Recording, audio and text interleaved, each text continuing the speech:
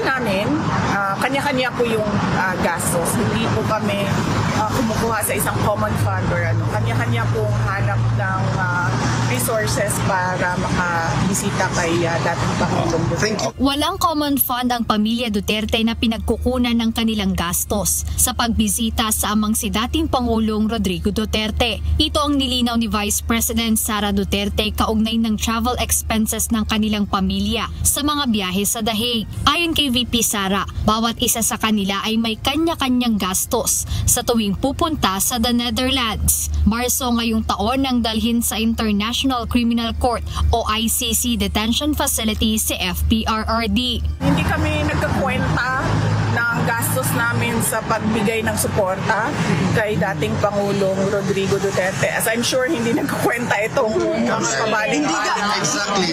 Wala ring idinetalye ang Vice-Presidente kaugnay ng gastos naman sa legal funds ng dating Pangulo para sa trial nito sa ICC. I don't remember anything. I don't remember saying noon na hati-hati kami sa legal funds. Ang legal funds po ay pinag-uusapan ng client at ng lawyer.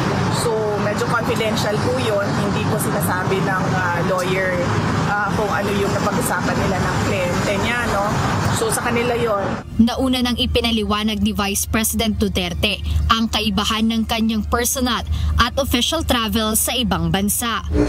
Samantala, muling inihayag ni VP Sara na walang pinagsisisihan si dating Pangulong Duterte sa paglaban niya sa iligal na droga at kriminalidad noong kanyang termino bilang Pangulo. Nabi niya, lahat ng ginawa niya ay para sa bansa. At sinabi niya, hindi lahat ng mga nakakulong, sabi niya, not all people in detention are bad. I am not here because I am a kidnapper, I am a robber, I am a holdupper, I am a thief. I am here because I did things for my country. Bukod sa mensahe mula sa kanyang ama, matapang ding sinagot ni Vice President Duterte ang mga patuloy na pumupuna at sumusubok na siraan siya. As I said, diba, before when they started, sabi ko, you just try and drag me to hell, then we'll see.